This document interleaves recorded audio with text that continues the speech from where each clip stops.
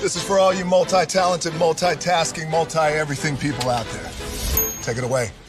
Find your glory, write your story, fearless feet will carry you. Time you own it, take your moment, be a fire burning through. Hustling from night until morning, grinding it out, it won't be long. Feel your power, it's your hour, you inspire, you are strong.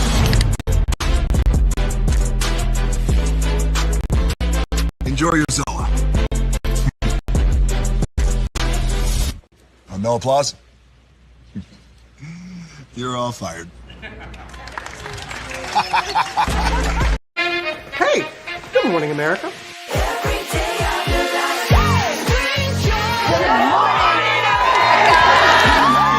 Good morning, America. Good morning, America. Good morning, America. Money. Are you ready? They are ready. Covering the biggest events in the country right now. There's a lot going on here this morning. It's always a good time. That's what the show's about. That's good. Really good. Very good. Coming in hot, Jimmy, coming in hot. It's far from elementary. Good morning, America. I'm not going to try to strut like Michael or anything. I have known George a long, long time. Have you ever gotten him to dance? Look at that face. You don't just see it, you feel it. I'm in. I'm in. I'm in. I'm in too. I'll be here. I am here and so happy. I'm in. I'm in too. I'm in. That tells you something when Snoop Dogg's in. Michael, George, Lara, Ginger. Prepare for a journey beyond imagination, beyond belief, beyond anything you've experienced before. Universal Epic Universe, a new theme park where you'll step through extraordinary portals to 5 immersive worlds. Prepare for a cosmic voyage of discovery, an isle of fire-breathing excitement, a shadowy world of monsters and mystery, new wonders in the wizarding world, and a new way to play. Plus the splendor of a magnificent resort hotel overlooking the park. It's all new excitement at Universal Orlando Resort. A week's worth of vacation thrills with 4 amazing theme parks, a variety of spectacular themed hotels, and incredible dining and entertainment. It's all at Universal Orlando Resort, where you'll find new adventures every day. Explore the astonishing worlds of Universal Epic Universe at Universal Orlando Resort.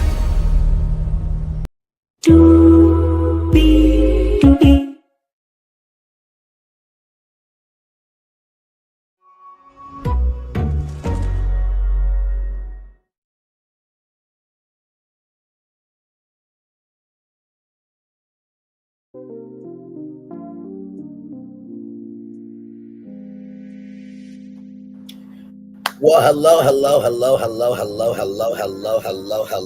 to you, and you. Welcome into another edition of Braylon Lee's virtual tour live on this good old Monday morning. Glad to have you all here. We have 1, 2, 3, 4, 5, 6, 7 destinations for you all this morning. Mario is in the news. If you don't know, there's a new Mario movie coming out called the Super Mario Galaxy movie. We'll get into that. And maybe a thought I have about what Universal could do with this potential movie. Well, not just potential movie, but the movie that will be coming out and the potential from that movie. What could Universal do with that? We'll get into that as well. Tik Tok, the creator economy and social media platform story of the year. There is some updates that you need to know about that. We'll get to that. Stephen Colbert and his late show, staff and crew and everybody, they won the Emmy for Best Talk Show. Congratulations. And I think Paramount and CBS are having egg on their face this morning of, well, I guess Brandon was right when he called us a dumbass because we are not that smart. You cancel a show that's been number one for 9 years, 9 seasons, and it wins an Emmy. Shocking. Then we're going to talk about Princess Tiana and Princess Tiana's Bayou Adventure. It looked like it was closed down for a minute, indefinitely maybe. We'll talk about that. Sheryl Lee Ralph, legendary beautiful sister. If you have not heard No War, No Peace from League of Legends, child, listen to it. It's a great, great song. She talks about the world of Wicked. We'll get to that. Some news about 47 that we'll get to, including my response to Charlie Kirk. I know everybody's been talking about this, that, and the third. We did mention it at the top of the Braxton show that while it is sad what happened to Charlie Kirk, it did happen, right? So I'm going to take it from an angle that I believe nobody's going to expect. Y'all know we utilize information as a powerful tool and dangerous weapon over here, so be ready for that. And then, of course, Smokey Robinson, an update on his case. Shout out to Millie Chun TV because that's where I saw the update. We have a lot to get to. Higher is waiting, low is available, but either way, we are live on tour. Let me take down this iconic intro here. You see that virtual tour background? Yes, you do. You hear that virtual tour music? Yes, you do. And one thing to know, two things for sure, that over here on this channel, a lot happens early. It's a new morning for America's family. Sun's coming up, so make it all that it can be. You know a lot happens early. I'm Harry Smith. I'm Julie Chen. I'm Maggie Rodriguez. Morning everywhere. Come on, get up. I'm Russ Mitchell. And I'm Dave Price. And it's a little early for this. Now this it's a new morning for America's family. Sun's coming up, so make it all that it can be. You know a lot happens early. Every day's good when you're starting it off right. But I'm waiting for daylight. And a lot happens early. Can you feel it when I say? Good morning, everybody. Are you girls ready for the Jonas Brothers? We have an early show exclusive. Yes. A lot happens early. A lot. A lot. A lot happens Early. The Early Show, weekday mornings on CBS. It's a new morning. Yes, it is a new morning. Julie Chen, Moonves, and to Russ Mitchell, Dave Price, Harry Smith, and Maggie Rodriguez. You are absolutely right on this channel right here. A lot happens early. Good morning, everybody. Hopefully all is well for each and every single one of you. Let's get to the getting rather than doing what we do. We have 7 destinations for you. Let's talk about some Mario. Okay, I am so excited for this. Let's get to it. Too excited for this. Yes, indeed. Let me get that up for you all right here. Here we go. MJ, good morning. Good morning. Good morning. Got your notification. Stop by, hit that like button to show us the support. Probably can't stay kind of busy this morning. It is all good, MJ. I love you and value, appreciate you. Like I said before, I am always going to give a good show, regardless of who is here, because at the beginning, middle, end of the day, people deserve to have a place to fall. They deserve to have a show that can showcase, that we can be more than what's talked about. But most of all, I do this because sincerely, the longer you wait to make an impact with your gift, the less time people have to receive the gift that you have to give. So you are fine in my book, and that goes to everybody. Okay. Thank you so much, MJ. Love you as always there. Let's get to this. I'm so excited for this, y'all. The Super Mario Brothers 2 sequels official title and release date finally announced. Ladies and gentlemen, this comes to us pre-magazinepeople.com.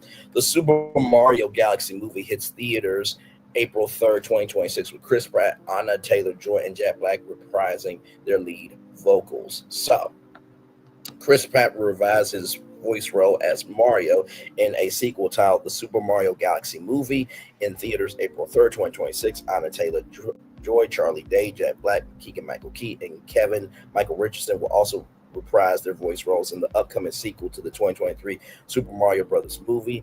The new animated film takes its style from the Nintendo's 2007 Mario game of the same name. Chris Pratt's Mario is blasting off into Nintendo's wider galaxy. Illumination and Nintendo announced Friday, September 12th, that the sequel to the box office record-breaking animated The Super Mario Brothers movie will be titled The Super Mario Galaxy Movie. The movie is set for release on April 3rd, 2026, almost exactly 3 years after the first movie earned the top opening of all time for an animated film with $377 million in worldwide ticket sales. Now, I do remember Grace from Beyond the trailer said that this movie wasn't going to be anything, and she got flamed, as she deserved to be flamed. So I'm hoping Grace from Beyond the trailer says nothing about this, just talks about the news and moves on. New footage from the project briefly shows Pratt's Mario resting his eyes as he naps against a tree after a butterfly lands on him. It flies throughout much of the Mushroom Kingdom, showing off various characters from the world of Mario until it flies past Princess Peach's castle into outer space. Aside from Pratt, 46 returned to voice the iconic video game plumber. Anna Taylor-Joy will reprise her voice role as Princess Peach, while Charlie Day, Jack Black, and Keegan-Michael Key, and Kevin Michael Richardson will reprise their respective voice roles as Luigi, Bowser, Toad, and Kamek. Dearly bitch. By the way, can we get a King Bomba Bomb movie as well, please? Because I want to see the world of Bomba Bombs, okay? Like, Nintendo Illumination, y'all got work to do, okay? But we're excited for this too, okay? We are very excited for this. The Super Mario Brothers movie went on to collect over $1 billion worldwide at the box office. And it's the 18th highest grossing film of all time worldwide, according to Box Office Mojo. Nintendo Illumination first announced they were developing a sequel to the Super Mario Brothers movie in March 2024. We're thinking about broadening Mario's world further. It'll have a bright and fun story, the company said at the time. While the first movie took its style from Nintendo's original 1985 Super Mario Brothers game, Super Mario Galaxy takes its style from Nintendo's 2007 game, which saw Mario take off across the universe to different galaxies and planets in a new attempt to rescue Princess Peach from Bowser. In that game, Mario was aided by a star-shaped character called a Luna. By the way, Luma Lee was in the first movie, and I think that was voiced by one of the director's kids. And I pray that Luma Lee and that voice comes back, okay? After Bowser kidnaps Peach using a flying saucer and takes off into space.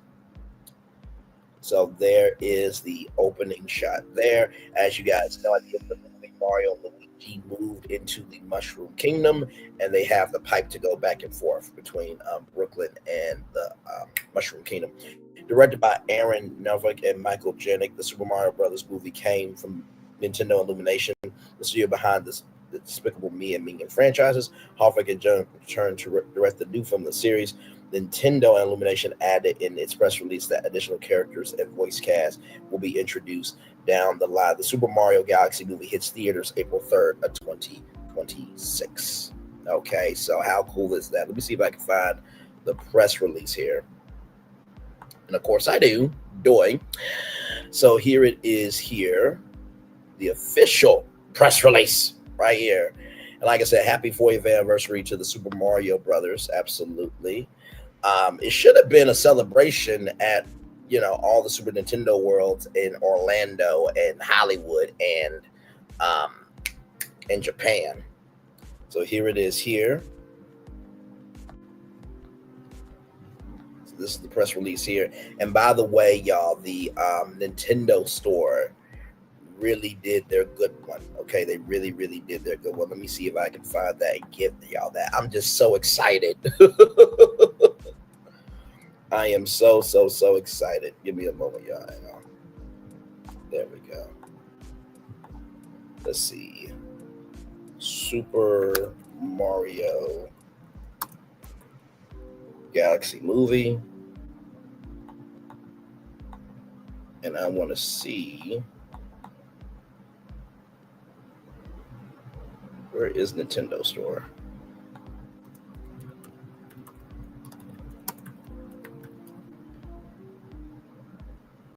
Somebody recorded it.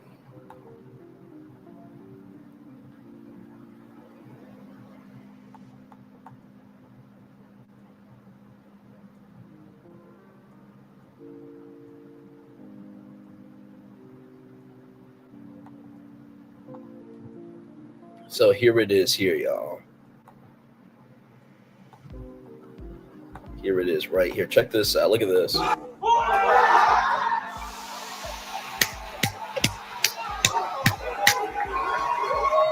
at all those happy people.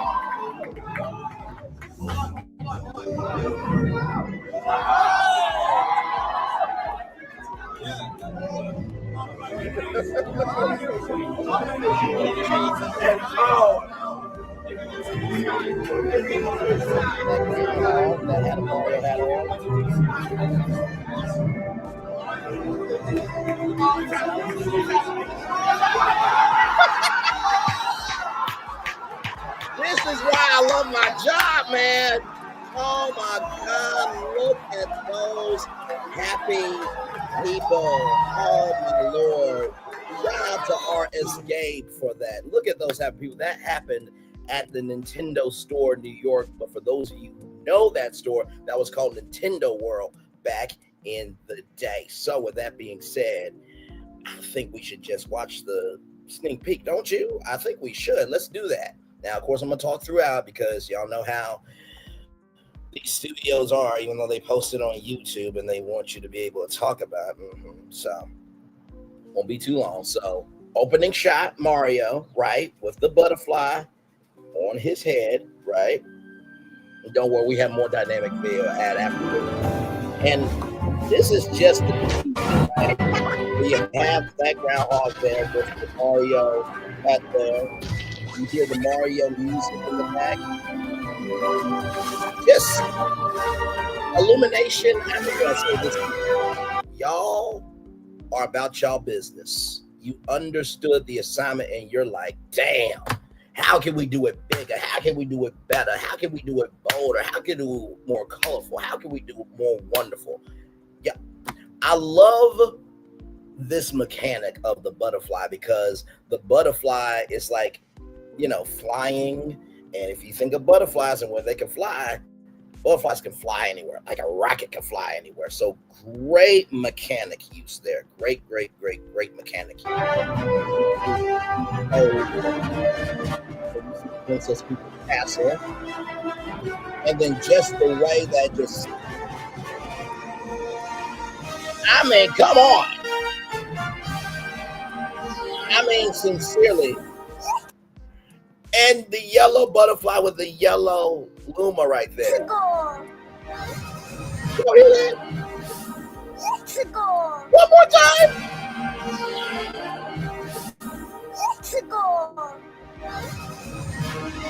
Hey, come on.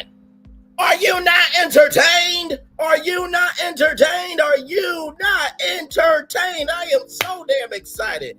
April 3rd, 2026. Literally a year away. Cannot wait. But we do have more dynamic video to add to this. Okay, so let's go over Game Explain real quick here. Actually, before Game Explain, let me make sure this is not.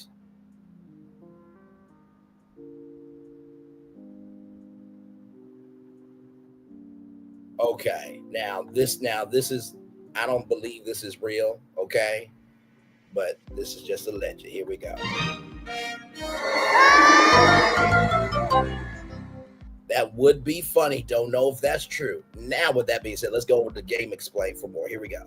Big character additions to the Super Mario Galaxy movie roster, on top of some light story details on what the heck this movie may actually be about. So hey everyone, Andre here. If you don't want any spoilers at all for this movie, I would tune out right now, as we're about to get into a rumor, or really what might be a leak, I suppose. I'll explain more in a moment here, as to some details about this movie. Now, these spoilers aren't really huge in the sense that we'd find them out soon anyway in the trailer, because it's basically, at best, a premise for the movie, if even that. But let's go and get into the details of what we're talking about here. So, here is the main thing.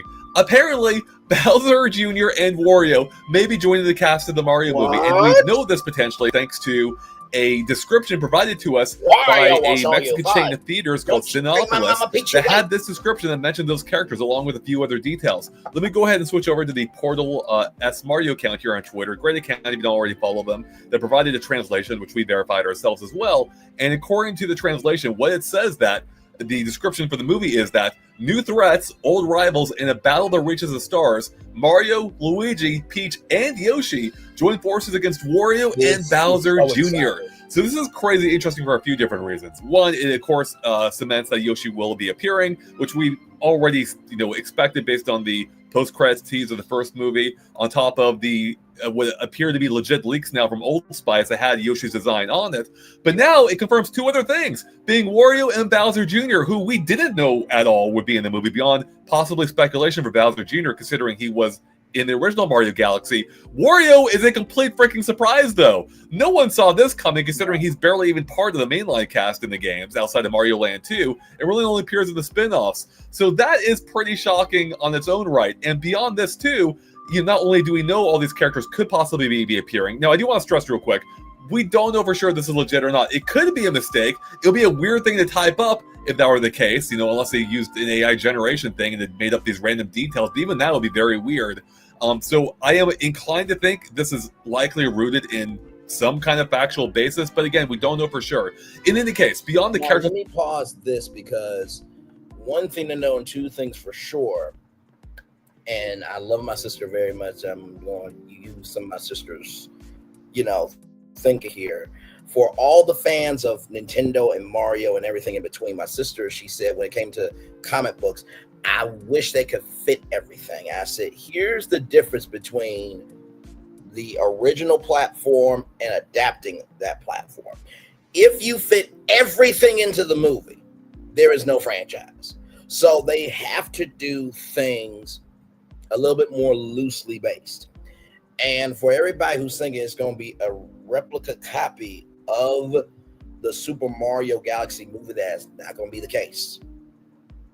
Because Galaxy is infinite in every sense of the word, right?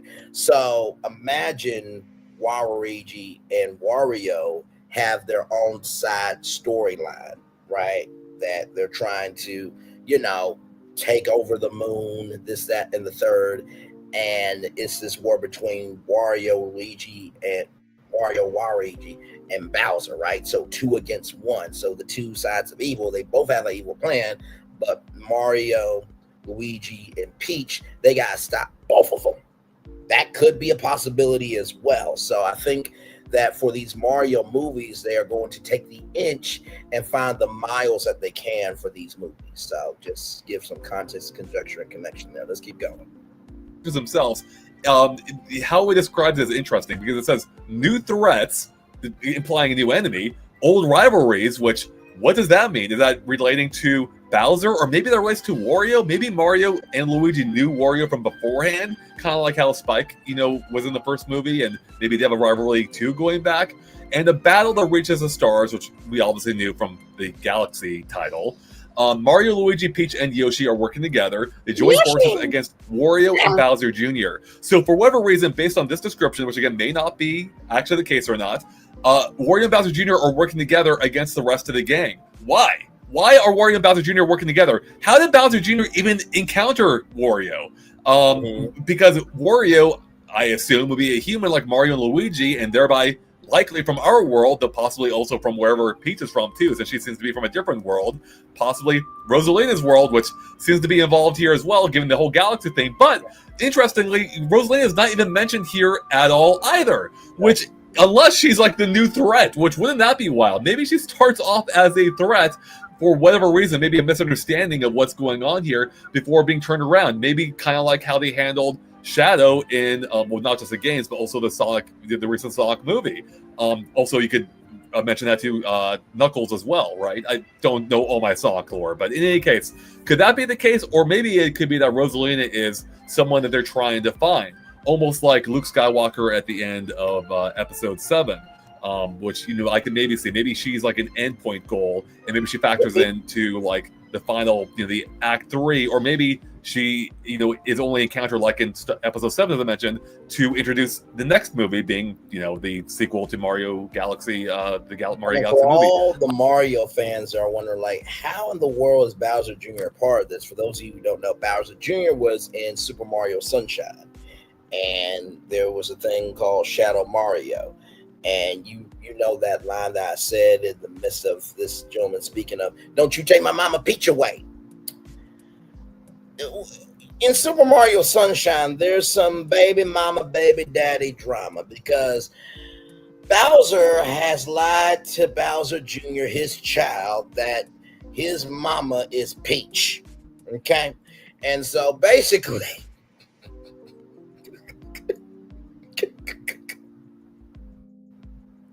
why does Mario games have Maury energy? I have no idea. Okay, I'm just giving y'all a show. But with that being said, Bowser does not like Mario being the new husband. Okay, and so because of that,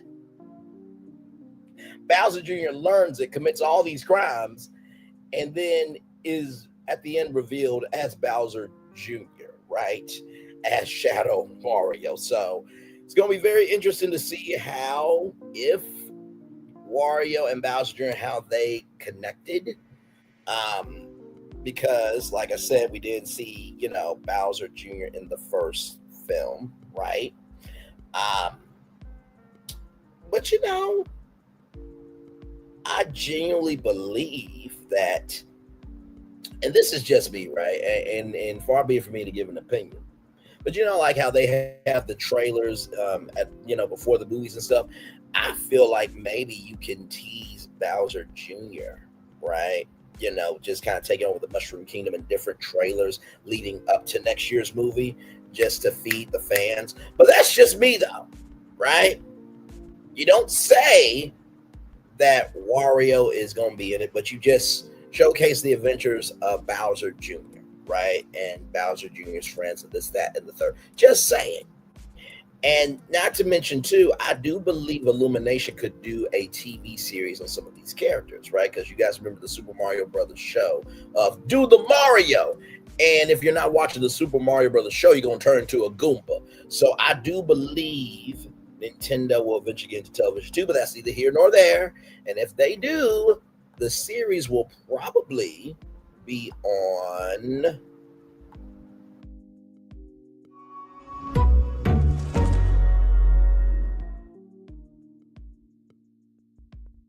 because NBC Universal, right, is the owners of Illumination and DreamWorks. So let's keep going.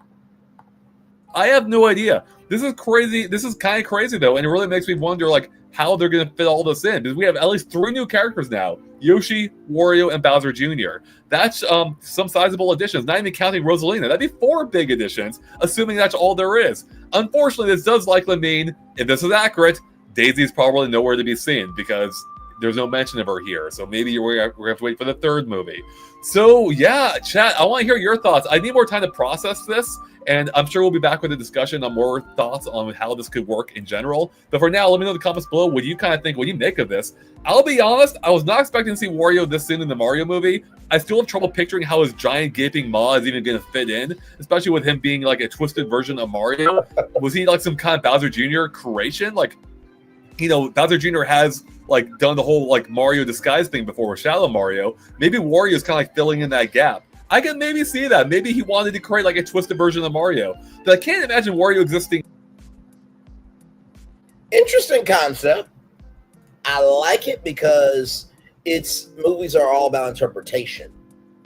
But the problem with that, that concept to pop the helium in his balloon is Wario has been around since Mario and Luigi and Wario have been around as long as Mario and Luigi. So this movie, while it is exploratory, it still has to be based in the video game fandom of what people know. But I like that twist though. I'm not knocking it. I just popped the helium in that theory, but I like the twist that he has. Say Brooklyn, unless again he was an older rival that just somehow looks like Mario, which again maybe they could change his design up enough. And again, I can't imagine his mouth being open the entire time. How's Wario gonna work? Bowser Jr. makes a little bit more sense, but even then they have to explain how he came from too. Did Bowser have a fling in the past that again maybe explains why he was so angry in the first Mario movie? Maybe he lost custody of Bowser Jr. or maybe he had Bowser Jr. in the time since the first Mario movie. I have no idea. Anyways, that's it. I can speculate forever, which we will in the future discussion. But with that, thanks for watching, everyone. Let us know in the comments below what you think of this. Do you think it's real? Do you think it could be real? I mean, do you think, if it is real, what's going to happen here? How do they explain this? I'd love to hear your thoughts below. Again, though, I do want to stress, this is just a description from a single movie chain in a single theatrical chain in Mexico. So it could be based on nothing. But again, why would they based on nothing? What a weird thing to make up, when we already have some basic facts it could have just, fallen back on instead. Anyways, that's it for us here, everyone. Thanks for watching, and we'll catch you later. Bye. Yes, indeed. And I'm actually going to do something live here in just a moment.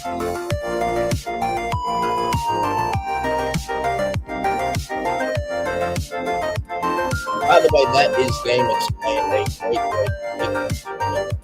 Right here, 1.3, 1,430,000 subscribers there. So give me one momento here as I get this up, because I am going to do something live here. Let's see, let me. Oh, really? Damn it. Okay. Let's see here.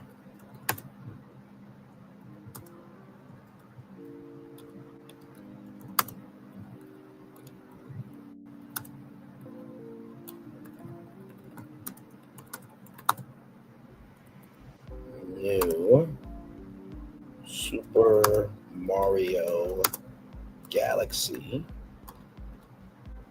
You guys will see what I'm doing here in just a minute, because I really am excited for this, sincerely.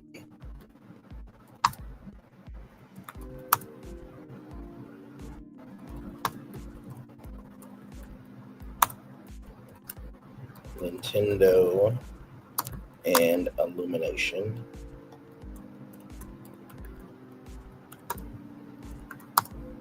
Elements from the Super Mario Galaxy.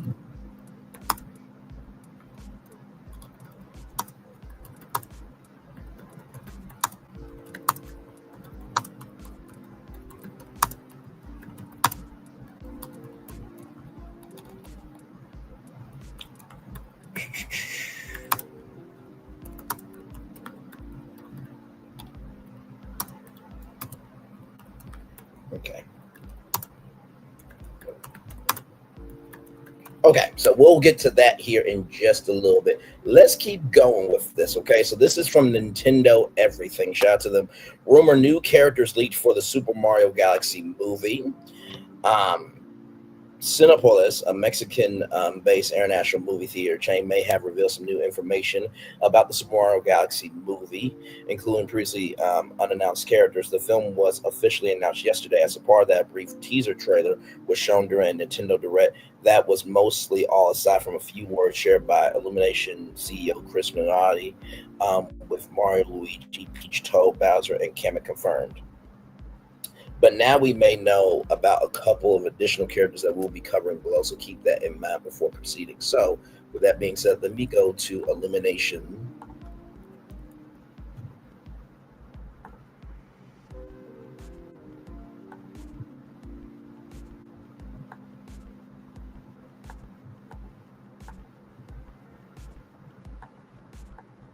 So let me go to the Nintendo Direct here. Nintendo. Because what we like to do here is give all the facts. So you're going to hear it straight. Straight from the people. Okay, we don't have time for games.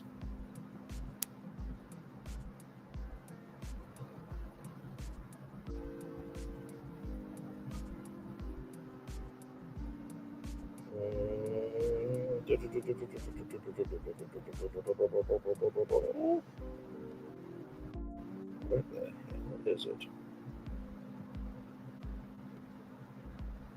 Okay, so they did right at the top. Okay, here we go. Here we go. So they did right at the top. So let's get it in. Here we go.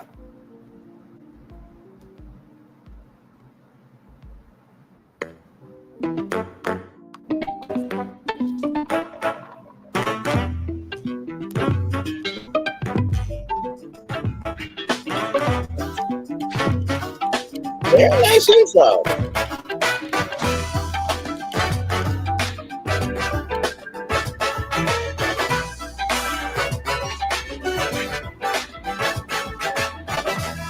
By the way, I know that Nintendo has Nintendo Stars as their production studio. I think that Nintendo Stars could also, produce, unscripted content as well. But maybe a Nintendo Direct channel where you basically have content creators who cover pop culture, entertainment, this, that, and the third.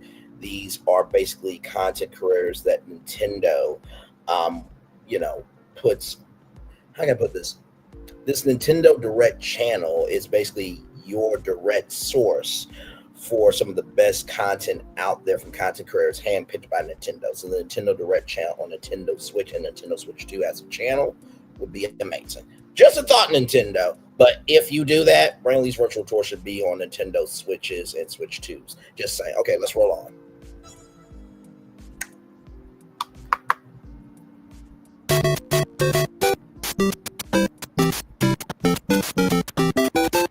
Oh, that iconic music. Yes, indeed.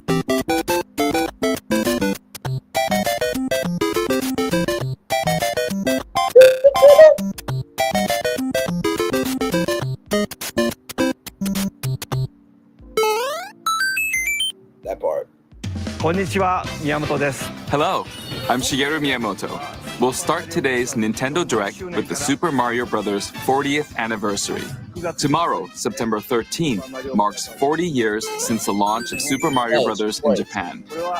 We got here because so many people have played. Thank you all very much.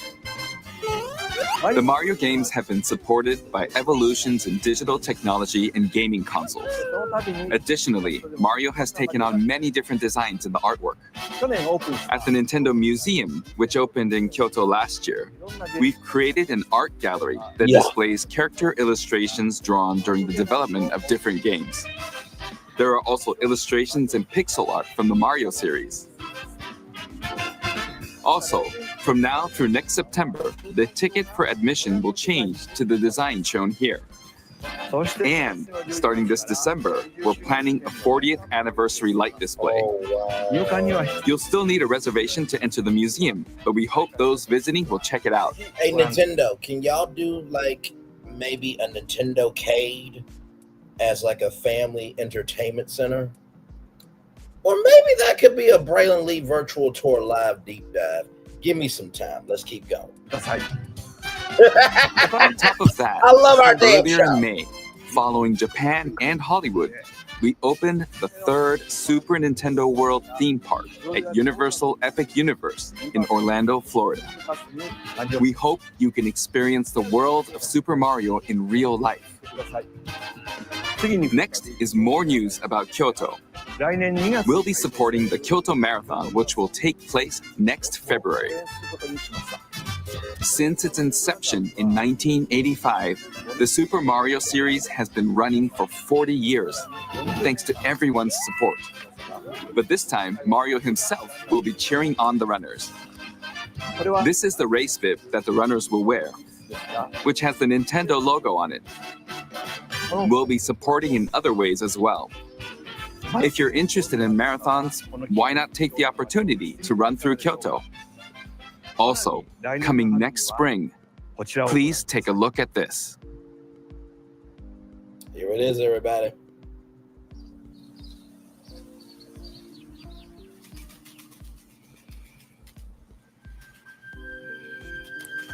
The fact that they started off the direct with this is nothing but incredible, because I would have held this toward the end, but I do get it. They had to announce the 40th anniversary, so why not give them something to make them have something to celebrate for the 40th anniversary? So well done to Nintendo for that.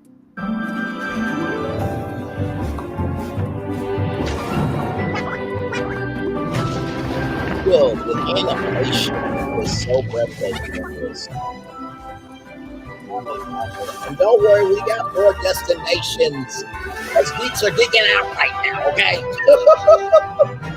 But give us some time. Yes, indeed. Oh my Lord. I mean, just come on.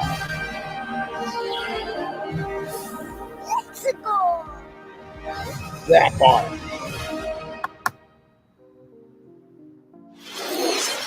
The name of the new movie that Nintendo and Illumination are producing together is the Super Mario Galaxy Movie. What kinds of adventures do you think Mario and his friends will have in space? This movie will be the main event of the Super Mario Bros. 40th anniversary. Let's also hear some remarks from the movie's co-producer, Chris-san, from Illumination. Chris-san. Thank you, Miyamoto-san. As we celebrate Mario's 40th anniversary, it's an opportunity to reflect on the 4 decades of creativity, imagination, and adventure that Mario has brought to life for fans across generations and around the world. From its groundbreaking world building to its iconic characters and unforgettable music, the Super Mario Brothers have left a lasting impact on the very fabric of our culture. All of us at Illumination feel so fortunate to continue our collaboration with Nintendo as we expand the life of Mario in movies.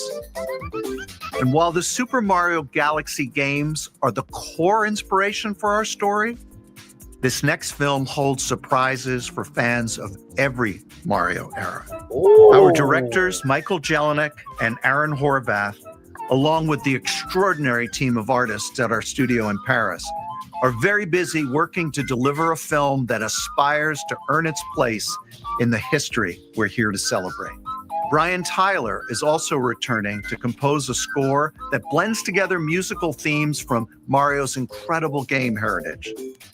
And we're also thrilled to welcome back Chris Pratt as Mario, Anya Taylor-Joy as Princess Peach, Charlie Day as Luigi, Jack Black as Bowser, Keegan-Michael Key as Toad, and Kevin Michael Richardson as Kamek. And as we continue to make progress on the Super Mario Galaxy movie, we look forward to sharing more with you in the future. And until then, thank you, and back to you, Miyamoto-san. So there it is, the official announcement from Chris and Miyamoto-san. Shigeru Miyamoto. By the way, Shigeru Miyamoto is black. That brother does not age at all. He does not age at all. Let's keep going here. Oh my God. Yo, this makes me so happy. I mean, talk about a great Monday, right? Talk about a great Monday here.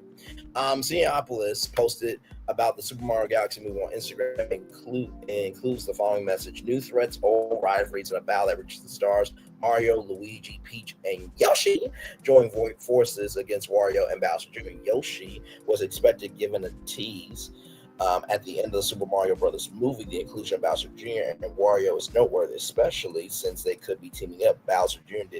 did appear in the Super Mario Galaxy games, but Wario joining in would be a bit out of left field. Now, we should make it clear that we can't take Cineopolis blurb at face value just yet. At the moment, we're not sure where Cineopolis is getting its information from, though it would be somewhat strange for the movie theater chain to put out this fake information in social media posts. For now, we're only considering this a rumor until we hear otherwise. If we hear anything, we'll let you know. If we hear anything else, we'll let you know if we hear anything else about the situation. So there it is there. So like I said, it is a rumor, okay? Nothing confirmed, okay? Nothing official. So let's keep it. So this is from Nintendo. This is from Switch Stop here, a YouTube channel here. So let's watch this. This is 50 things that they want in the Super Mario Galaxy movie. Then we have one more about 15 hidden details in the Super Mario Galaxy movie. Then we're going to move on because we do have a lot more show. But we're just geeking out right now over this because this is so cool. Here we go. That direct was one of my favorites in a while. We got a lot of news about Mario's 40th anniversary, including a new tennis game, a new Yoshi game, and even Mario Wonder DLC. However, weirdly enough, my favorite announcement from this direct wasn't a game at all. The sequel to the Super Mario Bros. Movie has been given the official title of the Super Mario Galaxy Movie. Out of every Mario game, this specific one has always seemed the most cinematic to me. So I personally think this is the best decision they could have possibly made. So with just about 6 months until the movie releases in theaters April 2026, let's do a little bit of fun speculation and discuss 50 things that I would like to see in the Super Mario Galaxy movie. Damn, that's so cool to say. Firstly, the movie has to start with the Star Festival opening. I agree. That, by far, I think is the most cinematic cutscene they've ever put in a Mario game to date. The Star Festival is such an iconic part of the Mario Galaxy brand, and I think it needs to be in this movie, specifically at the beginning. Next, there has to be a scene of them feeding Lumas and them creating a planet or a galaxy. That's one of the most fun and kind of wacky things Galaxy does, and it not being in the movie would just be such a missed opportunity. Small planet gravity. I can already see a fun getting to know the galaxy scene where Mario and Luigi are just running around a planet, like trying to escape it, but they're just like going around in circles. I think that would just be such a funny scene. Next, there needs to be pole stars. Pole stars play a critical role in the platforming of Mario Galaxy. I think it could be like a really fun scene where Mario and Luigi and Peach are floating around trying to catch gravity, so Rosalina teaches them how to move around with the pole stars. Speaking of Rosalina, and speaking of that, wouldn't it be cool, right, if there was a way where where in the movie the Wii remote was being used, and as we're watching the movie, at the end of the movie it kind of pulls out, and I'm thinking of this mechanic from the Lego movie where at the end of the movie it was just you destroyed my Lego set, right? But it was them playing it on the Wii the whole time. By the way, Super Mario Galaxy and Super Mario Galaxy 2 will be coming to the Nintendo Switch and the Nintendo Switch 2 as well coming soon. Yes, indeed. Let's keep going. It just has to be in this movie. It's called the Super Mario Galaxy movie. I would bet $1 million she's in this movie for sure. Specifically, casting wise, I went with a kind of weird idea. I think Anne Hathaway could do a great Rosalina. I think she kind of would have the voice to pull off the serious space princess kind of vibe that we're getting here. And speaking of other characters, Wario and Waluigi, I think have to be in this movie. Yes, they're not in the Mario Galaxy games at all, but this isn't going to be a one-to-one adaptation of the Mario Galaxy games. That's just not what it's going to be. It's going to be a Mario movie set in space with Rosalina and a bunch of different like Galaxy ideas, but I think you can add still some stuff that aren't from Galaxy. So specifically, I want Wario and Waluigi. And speaking of Wario and Waluigi and their casting, I'm personally of the opinion that we should just go with Chris Pratt and Charlie Day doing an evil version of Mario and Luigi. And while it could be fun to get another celebrity voice actor to play Wario and Waluigi, I think what would be even funnier would be Chris Pratt doing a wah and Charlie Day doing Waluigi. Like, I could definitely see that. I think that'd be really, really, really funny. Then one of the last new characters that I would like them to add is Captain Toad. I think it can obviously just still be Keegan-Michael Key playing Toad because Toads kind of all sound the same. I will say this. I think Captain Toad could be a future movie. Absolutely. But I think bringing Captain Toad in here, specifically because Captain Toad made his first appearance in Super Mario Galaxy, would make a lot of sense and kind of give Toad a bit more to do. You could even just make the Toad from the first game become Captain Toad. Or not the first game, the first movie, excuse me. And speaking of Captain Toad, bring on the whole Toad Brigade. I need the Sleepy Toad. I need the Toad with the map. I think that'd be such a great addition. Obviously need the Comet Observatory. This by far... Now, if you guys remember from the first movie, you had all those different Toads and Toadsworth. I think that will continue, but I like that. Suggestion. Is the most cinematic setting in the Mario series. I think it would be an absolute tragedy if the Comet Observatory isn't in this movie because it is Galaxy. When you think of Galaxy, you think of the Comet Observatory and Rosalina, and they both need to be in this movie for this movie to have any semblance of being a success, in my opinion. Speaking of success, we need a Gusty Garden Galaxy remixed score for this movie, or you could just throw the one in from the games because it's already perfect, but you know, they like changing it up for movies, and I would love to see some new composers take on Gusty Garden Galaxy. This needs to be like the main theme of the movie. I need to be hearing this constantly. Speaking of music on the big screen, I personally am of the opinion that we don't need any other pop songs. I think that was probably the weirdest part of the first Mario movie. This is the Super Mario Galaxy movie. You don't need to draw people in with pop music. I think we can do a little bit more with the Mario music in this movie, I believe. Then I just want to see the bee suit. It may just be the funniest suit in the Mario series. And then a power-up from Galaxy 2 that I'd like to see is the cloud suit. The cloud suit is one of the best power-ups in the Mario series to date. I think you could turn it into a cool cinematic fun fight scene where Mario's fighting Bowser and Bowser's trying to catch him, but he keeps jumping around onto different clouds. I think that could be very, very cool. Something they brought up in the direct was... see Bowser like, why are all these clouds popping up? I'm already fat as it is. Can we please get back on the ground? I'm sorry, Bowser. That is not fat shaming, okay?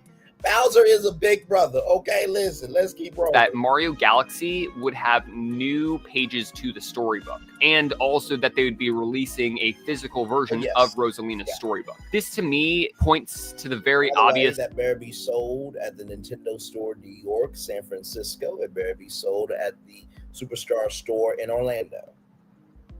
Otherwise, fans will have problems. I'm just keeping it in a book. Let's keep going. Pointing that the storybook will be in Super Mario Galaxy. Such a great, sad, beautiful story that they wrote that honestly gives me hope that this movie will go into deeper themes and actually have it affect the plot of the Mario Galaxy movie. And then something that was super underutilized in the Mario Galaxy game, but I think should be a almost focal point of the Mario Galaxy movie is the red star. It's only used in one level in Mario Galaxy, and then 2 if you count being able to use it in the Comet Observatory. This power-up is one of the coolest in the entire series, at minimum 2 or 3 times in the movie. I think this is a final fight scene kind of star, almost like the superstar in the original Mario movie. We need a scene of Mario just like flying around, taking in the entire galaxy with the red star. And then something fun that I could see is we kind of need some surfing on Loop-de-Loop Galaxy. That's the one where you're kind of surfing in the floating water. I think that is one of the more fun levels in Galaxy. I've always loved that level, and I think it would be a really interesting, fun scene. It could almost be like the Rainbow Road scene we saw from the first Mario movie. I think that could be fun. One of the most iconic boss fights in Mario Galaxy, maybe even the most iconic, like if I'm thinking this is the one that I always go back to, is the Dino Piranha fight on Good Egg Galaxy. I could see this being one of the middle of the movie fight scenes where they're trying to get help from somebody on Good Egg Galaxy, but the Dino Piranha is in their way, so they gotta fight through it by hitting its tail. I think that is something I really want to see in the movie. Then I think we should bring back Cosmic Mario. That could lead to some interesting psychological thriller scenes where Mario is being framed for something by Cosmic Mario or Shadow Mario, whatever you want to call him in this movie. Another obvious one, they need to be throwing star bits in this movie. That is like one of the fundamental things about Galaxy when you think about it, is being able to shoot star bits at the screen and kill enemies. I don't know if they'll be like throwing star bits, but they may have like a star bit cannon where they can put it in a little device and shoot it at enemies. I think that could be interesting, but some way, somehow they need to be shooting star bits at enemies in this movie. Speaking of enemies, Jack Black is returning as Bowser in this movie, and with him returning as Bowser, I think we need another Jack Black song. Having Bowser... I don't know how he gonna top Peaches. I mean, that became the BBW song for BBWs and BBW lovers. I don't know how he gonna top Peaches. Yes. I don't know how he's gonna do it, but it's Jack Black. He's amazing. He's a legend, and he's everything that's incredible. So of course he's gonna do amazing. Bowser be like this kind of funny, kind of loser character is a funny take on the character. You know, he's stealing the princess to marry her. Like, that is the most loser behavior you could possibly imagine. I'm curious what they're gonna do with Jack Black and Bowser in this movie, and specifically, I think we need another song from him. Okay, this is kind of a weird one here. A couple days ago, there was an Old Spice leak, like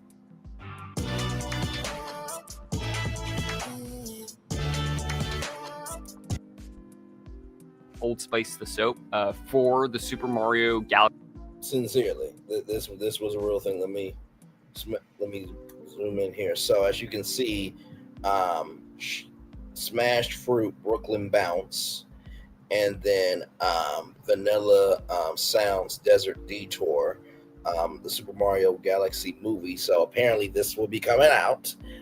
You see Yoshi and Luigi there, and right here there was a game called Samba something. I can't remember what it was specifically, but I think it came from Sega, but also too, in Super Mario Odyssey, it was a desert level as well. So, anyway, let's roll on. Galaxy movie. That's how people found out the title of the movie before they announced it yesterday. That's not really what I'm talking about here. I'm talking about on the vanilla scented soap. Yes, we're talking about soap here. There was a Toastarina character on the label of the soap. And while this is a Super Mario Galaxy movie, don't be surprised if Toastarina makes an appearance in this movie. They did walk through Toastarina, to be fair, in the first Super Mario movie. It was just on screen for like a second. But to put it on the label of promotional material feels a little interesting here. Also, something that I think a lot of people have already pointed out, but kind of think is for an interesting reason, is DK and Cranky were not shown in the cast announcement for this movie. And if you've played the Galaxy games, you know that DK and Cranky aren't in the Galaxy games. So it could very well be that they're not returning in this movie. But just because they're not in this movie doesn't mean that I don't think they might be working on a DK movie.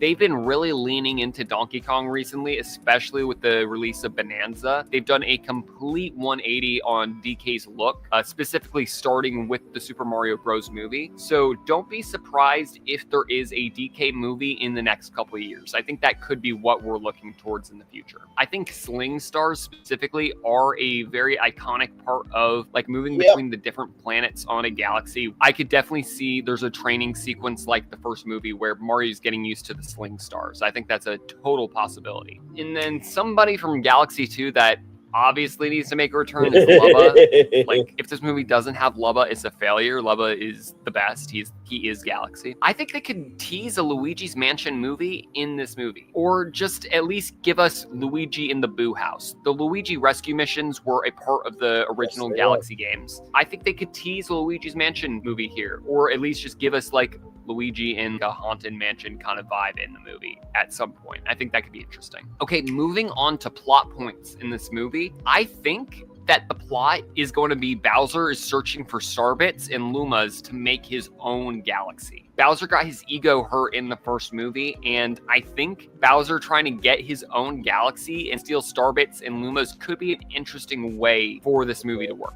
And then obviously, I think it makes sense that Rosalina is asking help from Mario, Luigi, and Peach to stop Bowser. A power-up that wasn't in the Galaxy games, but I think could make for a hilarious scene is the double cherry. Mario doesn't like mushrooms, but he never said anything about cherries, so maybe he accidentally eats a cherry and then Rosalina's like, no, and then he multiplies into multiple different Marios. I think they could do something funny with that. I wouldn't expect the Mario family or Brooklyn to play a huge role in this film. It was kind of surprising how much Brooklyn and Mario's family played in the first movie, but not really, because of Super Mario Odyssey.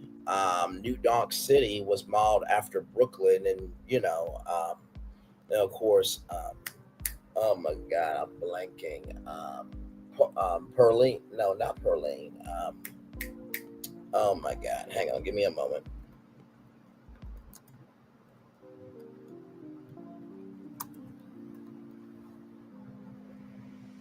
Pauline, that's what I meant to say. Pauline, who was Mario's ex-girlfriend, which, by the way, Pauline threw Mario a whole celebration, and all he gets from Peach is a cake. I will go with, Pauline. Just saying, Pauline got a little bit more of a personality. Just saying. Moving on. But I think that's more so origin story kind of beats that I don't think they want to retread in this movie. However, they do need to get to Brooklyn somehow to find Yoshi. But I think it's also more likely that Yoshi just finds the pipe in the sewers. I also think having Yoshi be super hungry and want to eat a bunch of fruits, like he gets random power-ups throughout the movie, could be very interesting. Okay, kind of a little conspiracy theory here. Don't call me crazy, but I think I'm onto something here. In the short teaser we got for the Mario Galaxy movie, you see Monty Mole pop out of the ground with a red hat, and then we quickly move away from that. It kind of looks like the hat has a circle on it with a red M in the middle. I think it's possible that Mario captured that Monty Mole, and that captures are going to be in this movie. Because when you think about it, by the way, that is Cappy. So there's a store called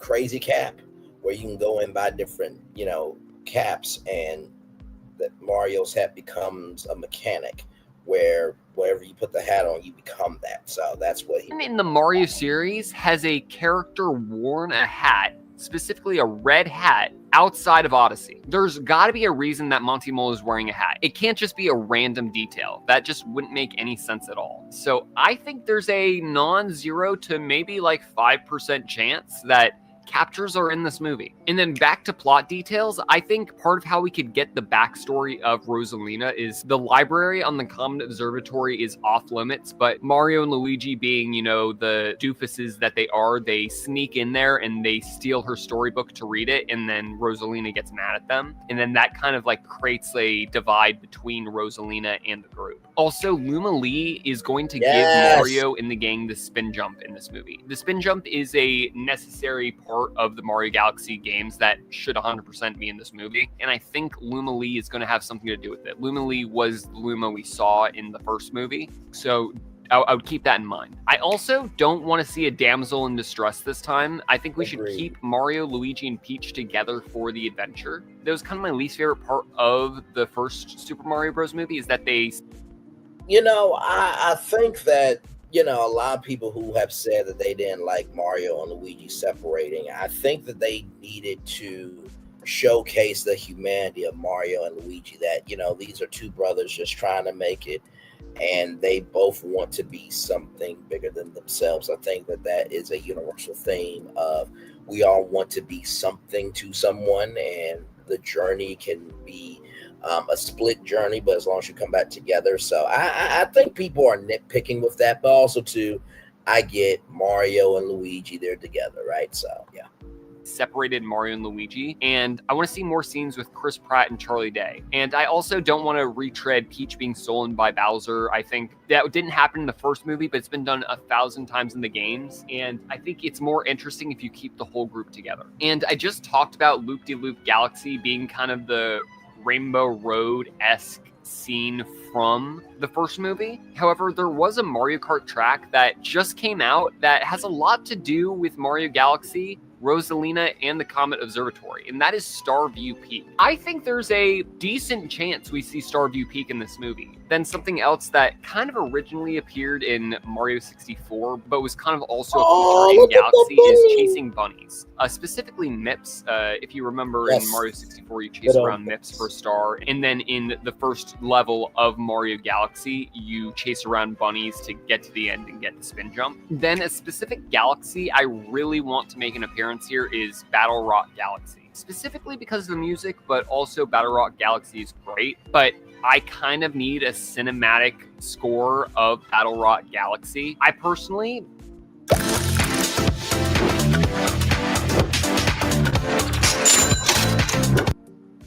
think it's one of the best songs in the Mario franchise to date. And then if you remember, on Freeze Flame Galaxy, you could skate around on the ice. I think that could be a really somber, peaceful scene where Mario and Peach and Luigi and Rosalina are defeated after a battle, come back to this galaxy, or they get stuck on this galaxy and they're all sad and depressed, but then they skate around on the ice and they get their hope back. I think that could be very touching to see. And then kind of a galaxy that is a bit of fan service. I would love to see Throwback Galaxy, specifically Whomp's Fortress. Whomp's Fortress is one of my favorite levels in the Mario franchise. Mario 64 is personally my favorite Mario game. Having Whomp's Fortress here, it would just be insane to see it on the big screen. Charles Martinet needs to make another cameo appearance. I think you would kind of love to see him become the Stan Lee of these movies. He was Mario for over 3 decades. They really made sure that he got his screen time or voice time in the first movie. I would love to see more of Charles Martinet in this movie. I'm not sure how you do more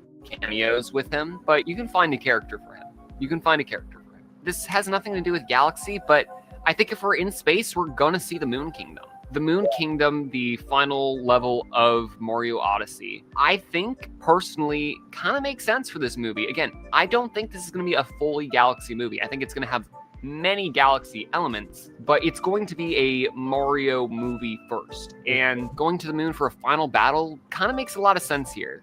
Don't count out the Moon Kingdom in this movie. And then as we get towards the end, I think we kind of need a perfect run finale to get to Bowser. Specifically, there should be a challenging course or a challenging booby trap setup where Bowser's at the end of this level per se, and Mario and the gang have to traverse all of these traps to get to Bowser. It's the final push to get to him. I think a platforming challenge to get to the end could be a very Mario way to end this movie. And then specifically, Yoshi's in this movie. We saw the teaser at the end of the first Mario movie. You know, they become friends over the course of the whole Mario Galaxy movie, and then they need to sacrifice Yoshi to get a second jump to reach Bowser at the end. Obviously, Yoshi will survive because in kids' movies, nobody dies. Exactly. If you played a Mario game, that is a platforming feature in Mario games where you can sacrifice Yoshi to get a second jump. So I think having that callback and also having that sacrifice would add a little bit of weight to the end of the movie where you can be like, oh my God, Yoshi, he's the hero. But in the end, he comes back because nobody dies in a kids' movie. At the end of the movie, oh my gosh, we're so tired. That was such a hard adventure. We need a vacation. And then they go to Isle Delfino. Hey, I think we could see them go to Isle Delfino. I think that'd be cool. It doesn't, have to lead into the next movie being Sunshine. But I think the end of the movie with them on Isle Delfino, chilling out there, having a good time, could be a lot of fun. And then two characters I'd like to see them tease at the end of the movie are Daisy and Bowser Jr. I think Daisy is somebody that should appear in the third movie. Well, Bowser Jr. kind of just makes sense as the next step past Bowser in the Mario movie series. You see Mario could obviously include him in this movie, but I think it's better to tease him here. You could have Shadow Mario in this movie, and then at the end of it, it's revealed Shadow Mario is Bowser Jr., just like what happens in Sunshine. So I think that could be kind of neat. And then finally, to end the movie, I think there should be an end credit scene or a mid-credit scene blooper reel and animating outtakes where Lakitu got his little camera floating on his cloud filming the movie, but they keep messing up in the recording booth, so they animate it to look like they're on set recording, but Lakitu's actually like filming them. Anyways, thanks for watching the video. If you're as excited for the Mario Galaxy movie as I am, please subscribe, leave a like, comment. I'll be making a bunch more videos about the Galaxy movie as it comes closer. And with all that said, thanks for watching, and I'll see y'all in the next one. Bye. Great job to switch stop for that video. Now we're going to watch one more, and then we're going to roll on here because we got so much more, y'all. We got Tik Tok on deck. We got Stephen Colbert. We got Princess Tiana, Sheryl Lee Ralph, 47, Smokey Robinson. We got a lot more. So just hang in there with me. We are live on tour. Here's where a stellar journey through the galaxies of Super Mario begins with the new Super Mario Galaxy movie. And you're gonna need to know all the secrets and hidden details from its first teaser trailer. Hold on to Yoshi tightly, hit the like button, subscribe to the channel, and turn on the notifications so you won't miss anything about Super Mario. These are the 15 hidden details in the Super Mario Galaxy movie teaser trailer. The logo of the Super Mario Galaxy movie seems normal, but there's a long-standing controversy with this logo. In the Wii game Super Mario Galaxy, stars strategically placed above certain letters coincidentally spelled out the unfortunate phrase, "You are Mr. Gay." This was probably a huge coincidence or the work of someone with quite the sense of humor. In any case, the stars return in the Super Mario Galaxy movie logo, but this time they spell out he Mr. GY. It seems they've intentionally removed one of the shines from the letter A to avoid repeating history. Was this all a coincidence? What do you think? Inside the Galaxy logo, there are even more interesting details. We'll take a look in just a moment.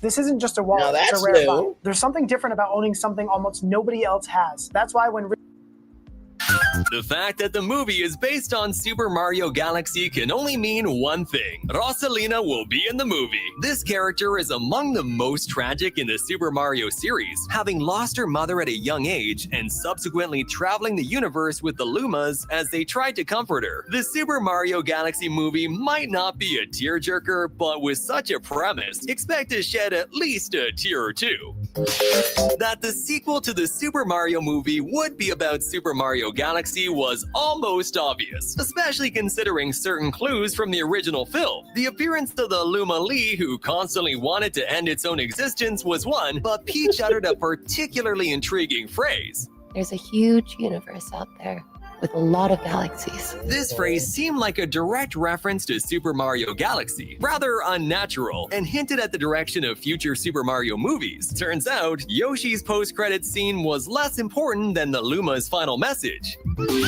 Nintendo has faced all sorts of leaks, but this one takes the cake for being the weirdest of all. Months before Super Mario Galaxy movie was announced, a strange photo appeared online showing Old Spice deodorants promoting the movie. Naturally, no one paid much attention, but it turned out to be completely real. The Super Mario Galaxy movie will have brand and product collaborations, and Old Spice seems to be one of them. And speaking of those deodorant bottles, one of them features a star character from the movie, Yoshi. He will have a much more significant role in the Super Mario sequel, especially considering that in the first film, he appeared briefly running within a herd of Yoshis. His appearance is slightly different from the games, somewhat more humanoid, so to speak. This doesn't mean much, but it wouldn't surprise us if Yoshi says more than just his name in this movie. It wouldn't be the first time Yoshi could talk in the animated series. We're not leaving these deodorant bottles behind just yet, because on the right one, there's a sand kingdom from Super Mario Odyssey. Luigi appears alongside a Tostronenin, inhabitants inspired by Mexico's Day of the Dead. Their skeletal appearance fits perfectly with Luigi's fearful nature. Mixing worlds from Galaxy with Super Mario Odyssey might hint at how big and ambitious this Super Mario movie really is. The trailer's soundtrack is peculiar. It starts with a main theme of Super Mario World in a new arrangement.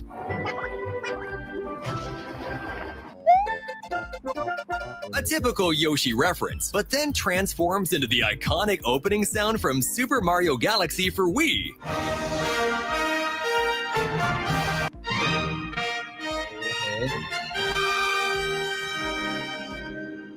This could be a hint or reference to the fact that, initially, Illumination registered this film under the name Super Mario World Movie, which felt much closer to a Yoshi-centered film.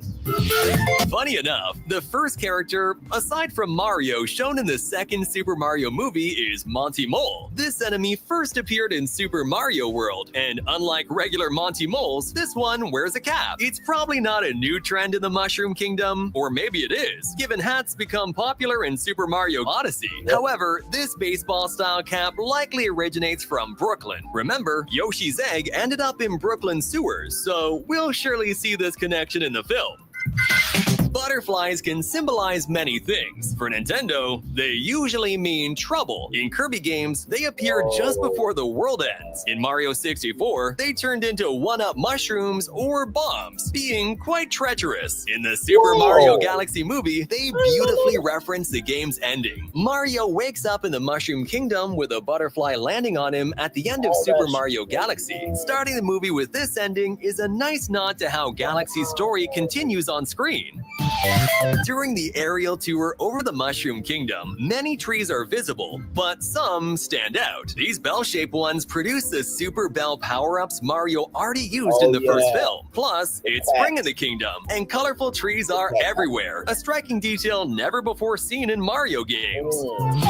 In case there were any doubts, the original cast from the first Super Mario movie returns for the sequel. Chris Pratt is Mario, Anya Taylor-Joy is Peach, and Jack Black is Bowser. This was confirmed during the Super Mario 40th anniversary event, where Miyamoto and Chris Melandandri shared initial details. In fact, behind Melandandri during the Direct, you can spot a plush Peach, a McDonald's Luma Lee, and a Super Mario coin. Look carefully in the right corner, and you'll notice a Bowser figure playing piano, referencing Jack Black's song, Peaches.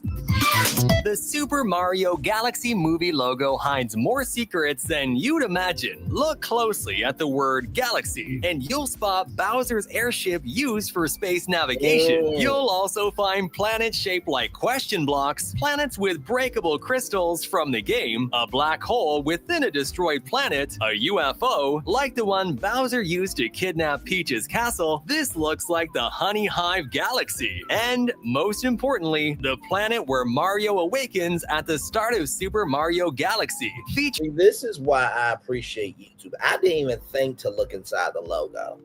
Okay. During the stone circle and the tower where Mario and Rosalina first meet. A Mario Galaxy movie wouldn't make sense without Lumas. These small star creatures roam the universe, and consider Rosalina their mom. Please understand these will be plushies as pillows.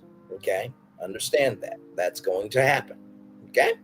All right. A Luma Lee appeared in the first movie, a blue Luma, offering items for star bits, while others turned into galaxies upon dying, which is why Luma Lee wanted to end its life. The teaser ends showing a yellow Luma imitating Mario's iconic jump pose.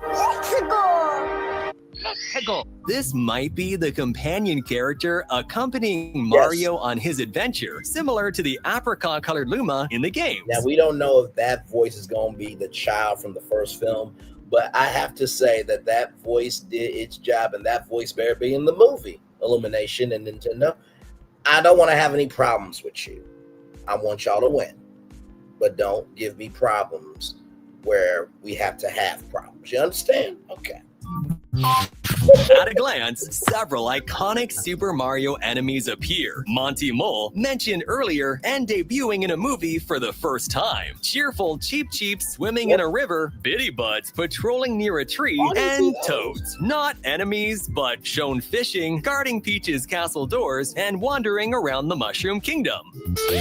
To make sure everyone is ready for the movie, Nintendo released Super Mario Galaxy 1 and 2 for Nintendo Switch 1 and 2. This collection features the games primarily inspiring the movie, showcasing Mario's space adventures and Rosalina's tragic origin. Additionally, Rosalina's storybook will be sold physically at the My Nintendo store, likely playing an intriguing role in the movie. Keep discovering Super Mario Universe secrets with these videos I've left here. Don't forget to subscribe to catch everything about Super Mario and Nintendo. Thanks for watching. See you next time.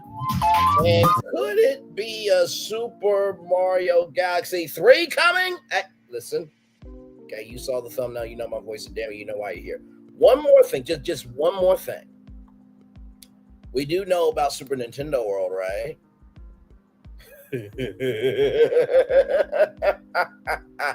Roll it.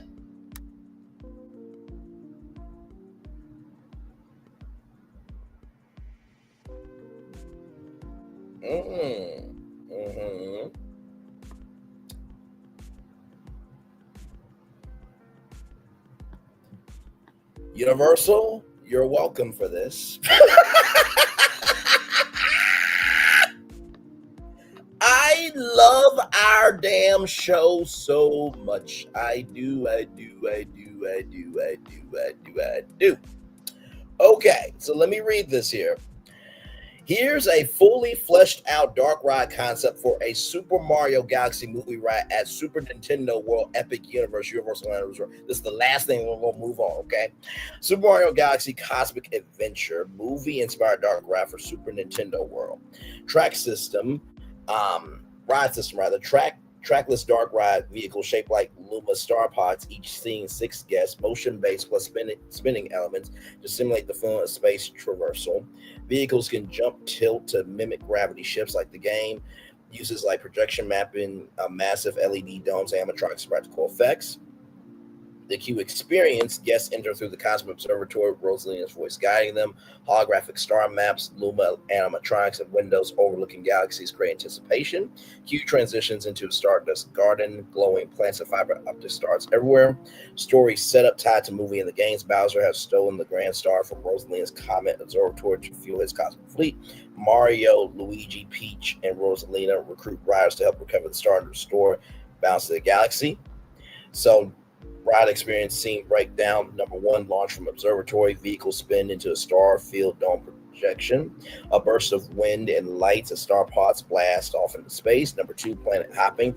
Trackless text simulates hopping between many planets, practical sets of domes. Gravity flips. Guests are feeling like they are landing on the undersides of planets. Encounter familiar species. Goombas or spherical planets. Chain shops rolling around. Number 3, honey hive galaxy. Enter a lush beehive world featuring animatronic bee Mario soaring overhead. Sweet honey scent fills the air. Interactive moment. Guests tilt their vehicles as bees swarm Bowser Jr. Ghostly galaxy, darker tone, fog projections of booze flowing around. Trackless vehicles split up, making each ride path different. Luigi Mansion tie-in cameo.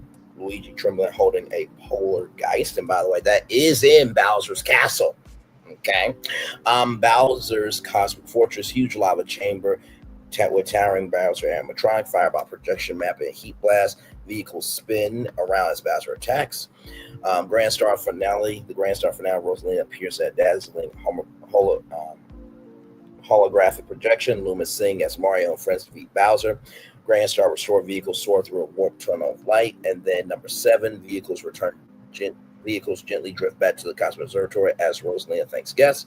Then you have post-ride exit, cosmic confections and collectibles gift shop, exclusive Luma plushies, glowing Power Star souvenirs, and B Mario hats. Photo op with a giant animatronic Luma floating near the exit. Key features: interactive dome projection like the Rise of Resistance, Cosmic Rewind Hybrid. I did not ask ChatGPT to do that. Okay, listen. Gravity flip illusion, use trackless spin overhead projections, multiple ride paths, different galaxies for re-rideability, movie game fusion, so both fans are satisfied. So, Universal, you have some work to do here. You do. You need to create Super Mario Galaxy Cosmic Adventure at Epic Universe. We will be waiting. Okay, thank you very much. All right. That's what we do around here. Yes, that's exactly what we do. Yes. All right, y'all. We do have more Braylon Lee's Virtual Tour Live coming up right from this space right here, right now. Let's talk about TikTok. From Axios, 47 on TikTok ban deadline. We may let it die. We may let it die. Oh my God, really? That's what we're doing. Oh my God, child. Give me a moment, y'all. Make no damn sense.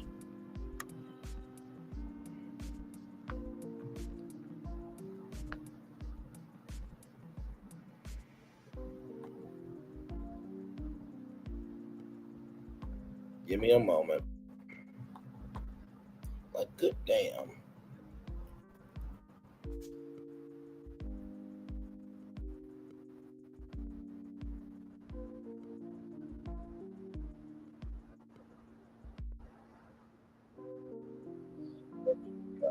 Something. Okay, here we go. Right here from Axios. President 47 indicated Sunday that he could extend this week's deadline for TikTok to be sold or banned. What he's saying, I may or may not, we're negotiating TikTok right now, 47 said when asked by a reporter in Morristown, New Jersey, if he extend the deadline beyond Wednesday. We may let that, or we may, I don't know, it depends. It depends up to China. 47 ad doesn't matter too much. I like to do it for the kids that like it. Big picture, 47's comments came as U.S. and Chinese officials met on Sunday in Madrid for their fourth-round trade talks that include discussion on TikTok, which has 170 million users in the United States. Congress passed a law that former President Biden signed that the Supreme Court upheld, requiring ByteDance, TikTok's parent company, to either sell the app to a U.S. firm or shut down operations by January 19th. Due to national security concerns, 47 has since delayed the deadline on this 3 times, despite moving to ban TikTok in 2020, saying in December he has a warm spot in my heart for TikTok because I won the youth by 34 points in the 2024 presidential election. Now, with that being said, I think it was supposed to be today. I think if there was supposed to be like a new version of the app for, I think December 15th. I think not December 15th, but September 15th, I believe. So here is Reuters. U.S. and China reach framework deal on TikTok. 47 in Xi to speak on Friday. So right here, Bassett declines to give commercial details. 47 said U.S. and China went well. Talk tariffs and economy. U.S. official 47 and Chinese President Xi to hold call Friday. The United States and China reached a framework agreement to switch short video app TikTok to U.S. control ownership that will be confirmed in a call between President 47 and Chinese President Jinping on Friday. U.S. officials said TikTok faced being switched off in the U.S. as soon as September 17th. So there was supposed to be a new app coming, for those of you who may not know. So I was just 2 days off, but basically September 17th, right? I was on it, but I was off by 2 days, basically. Chinese owner ByteDance didn't agree to divest. U.S. Treasury Secretary Scott Bessent said it was possible the deadline could be extended to allow the deal to be finalized. We're not going to talk about commercial terms of the deal. It's between two private parties, but the commercial terms have been agreed upon. Bessent told reports at the conclusion of 2 days of talks that took place in Madrid, Spain. U.S.-China negotiations at the Spanish Foreign Ministry's Baruch Placido de Santa Cruz were the fourth round of talks in 4 months to address strained ties, as well as TikTok's looming divestiture deadline. 47 praised the TikTok deal on Monday. The big trade meeting in Europe between the United States of America and China has gone very well. Will be concluding shortly. 47 wrote his Truth Social platform. See, a deal was also reached on a certain company that young people in our country very much want to save. They will be very happy. I will be speaking to President Xi on Friday. The relationship remains a very strong one. Delegations led by best man Chinese Vice Premier He Lifeng have met in European cities since May to try to resolve differences that prompted U.S. President 47 to raise tariffs on Chinese imports and spark tit-for-tat measures, including similarly high import duties by China on U.S. goods and a halt in the flow of rare earths to the United States. U.S. Trade Representative Jameson Greer, who was also part of the U.S. delegation in Madrid, said the TikTok deal was an indication of good faith between the two sides as they continue to discuss other issues such as tariffs and economic policy. So there is that update there for you all right there. Okay, so I just wanted to let you guys know that there. Okay, so of course, 47 and Chi will discuss the meeting on Friday. Okay, all right, more Bring This Virtual Live coming up right from the space right here, right now. Stephen Colbert, ladies and gentlemen, and The Late Show won their Emmy after being canceled.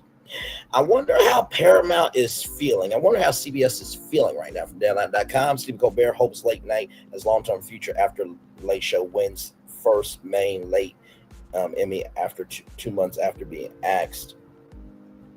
So this Late Show with Stephen Colbert won the Emmy for Outstanding Talk Series, being the Daily Show, which has won the award for the last 2 years to Jimmy Kimmel Live. It marks the CBS show's first ever win the main late night category that has been dominated by Last Week Tonight with John Oliver since Colbert took over the franchise from David Letterman. Colbert took the high road starring his speech by thanking CBS. I want to thank CBS for giving us the privilege to be a part of the late night tradition, which I hope continues after we're no longer doing this show. He said 10 years ago, September 2015, Spike Jones, he stopped by my office and said, "What do you want the show to be about?" I said, Spike, I don't know how you could do it, but I want to kind of do a late night comedy show that was about love. I don't know if I ever figured that out, but at a certain point, you can guess what that point was. I realized in some ways we were doing a late night comedy show about loss, and that's related to love, because sometimes you only truly know how much you love something when you get a sense that you might be losing it. 10 years later, in September of 2025, I never loved my country more desperately. God bless America. Stay strong, be brave. If the elevator tries to bring you down, go crazy and punch a higher floor. So congratulations. And listen, I'm just like this. If you don't like somebody, you don't have to watch them. But to anybody dragging Stephen Colbert and The Late Show, you do realize you talking about them gave you a YouTube check. Just keeping that buck. I don't get that. If you don't like somebody, just don't talk about them. But hey, I guess that means that because you have to talk about them, you have no content of your own. I'm just keeping it a book. Let's roll on. We do have more Bring This Virtual Tour Live coming up right from the space right here, right now. Now, Disney pulls the plug on Tiana's Bayou Adventure indefinitely. This comes to us from Inside the Magic. This is an update here. The ride Tiana's Bayou Adventure closed as of 6:45 p.m. Eastern Standard Time appears to be back up and running with the Disneyland mobile app showing the ride's current wait time. This article was written when the ride was closed down and drained. Disneyland has closed down Tiana's Bayou Adventure without warning, without an opening date in sight. What could this mean? Tiana's Bayou Adventure shuts down and drained at Disneyland Park. It was a surreal seeing the iconic log flumes of Tiana's Bayou Adventure, once glistening through lush bayou scenes, now eerily empty. Disneyland Park has drained the attraction and shuttered its operations without any official announcement or timeline for reopening. As of 13, 2025, the ride remained closed, leaving fans and park goers puzzled and concerned. This unexpected shutdown follows a series of operational changes since the ride's debut in November 2024. From technical malfunctions to guest safety incidents, Tiana's Bayou Adventure has faced a share of hurdles. In June, Disneyland guests were left stranded and so when the ride abruptly stopped after midnight Disney guiding. Earlier July, a guest disruptive behavior led to another temporary closure. Disney Fanatic additionally reports a malfunctioning animatronics have surfaced with the first Princess Tiana figure remained frozen for several days. Disney guiding facility are there. Disneyland has not provided an official statement regarding the closure. However, the drained state of the ride suggests significant maintenance or repairs are underway. This move is reminiscent of previous closures, such as the Disneyland Railroad's extended shutdown for track replacement. Given the ride's recent technical issues, it's possible Disney is addressing underlying problems to ensure a smoother experience upon reopening. So right here, this is the ride with no water, everything drained. So just wanted to bring that to you all there, right? So just wanted to bring that to you. I think everything will be okay with that ride. And I do think people love Princess Tiana. They love Princess and the Frog. They love that world. But I think Princess Tiana definitely deserves more than just a retheming. And also, too, Splash Mountain is pivotal to Disney Parks lore. All right. More Brilliant's virtual tour live coming up right from this space right here and right now. Shout out to rollout.com. Celebrating 25 years on to the next 25. Sheryl Lee Ralph reveals the Wicked role she wanted most. Broadway veteran discusses missing film opportunity. Her black is not cracking. She is gorgeous. Sheryl Lee Ralph's Broadway legacy includes many memorable roles, but few has resonated as deeply as her portrayal as Madame Morrible in Wicked. The Emmy-winning actress recently shared her disappointment about not being asked to reprise the role in the blockbuster film adaptation, while simultaneously celebrating the cast that has brought the beloved musical to the silver screen. Ralph commanded the stage at Shiz University's formidable headmistress from 2016 to 2017, delivering performances that became defining moments in the production's Broadway run. Her interpretation of Madame Morrible showcased the complexity and theatrical prowess that has made her a respected figure in entertainment for decades. The transition to stage and screen rarely guarantees the same casting choices. Ralph discovered this firsthand when Michelle Yeoh was selected for the film role. Despite her proven connection to the character, established fan base, Hollywood casting decision often prioritizes different considerations than Broadway's talent pool. Rather than dwell on missed opportunities, Ralph demonstrated remarkable professionalism by praising Yeoh's performance. The Academy Award winner brought her own interpretation of Madame Morrible, earning Ralph's genuine appreciation and public endorsement. This response reflects Ralph's understanding that different performers bring unique perspectives to established characters. Ralph's philosophy that everyone brings their own special flavor to these roles speaks to her mature approach to artistic interpretation. Her acknowledgement that Yeoh delivered a wonderful performance while maintaining pride in her own Broadway contribution shows the level of grace that distinguishes veteran performers. The actress extended her enthusiasm beyond just praising Yeoh's work and expressed genuine admiration for Cynthia Erivo's portrayal of Elpha, but described her performance with obvious affection. Similarly, her comments about Ariana Grande's Glinda and Jonathan Bailey's Figaro demonstrate her investment in the entire productions process. Ralph's social media advocacy for the film proved particularly impactful. Her Instagram encouragement for artists to experience Wicked carries significant weight among Broadway enthusiasts, and her substantial following. This type of cross-generational support helps bridge the gap between theater traditionalists and new artists discover the story through film. And I will just say this, right? I sincerely believe that the Wicked universe is about to blow up. By the way, shout out to Confidence Con. Never heard of it before, but shout out to that happening September 20th, 2025, Los Angeles, California. I believe that there is more to come from the world of Wicked. So even though Sheryl Lee Ralph may not have been Madame Morrible. That does not mean that there's not a space for her in it, because I can see spinoff movies and TV shows for sure. So Sheryl Lee Ralph, you will definitely be in the Wicked universe for a long time to come. Gorgeous. Absolutely indeed. All right, y'all.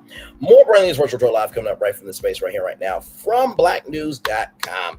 Documents show that 47 lied about Fed Reserve's black governor mortgage fraud allegations.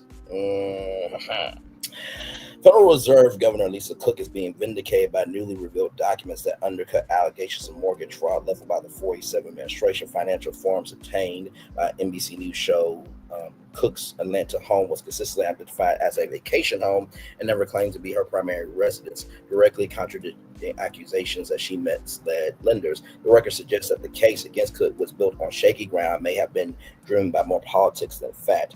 At the center of the dispute are claims by President 47 and the Federal Housing Finance Agency Director Bill Punt, who argued that Cook posed as a primary resident of the Atlanta property to obtain better loan terms.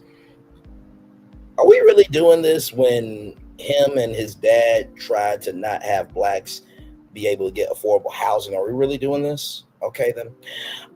Yet a loan summary from the bank fund staff Federal Credit Union dated May 2021 explicitly states property use vacation home. Further review of Fulton County, Georgia records show Cook did not seek tax exemptions tied to a primary residence, reinforcing her consistent classification of the property as secondary. According to NBC News, another piece of evidence further bolsters Cook's position in a national security questionnaire filed with the Biden administration in 2021 and later submitted to the Senate.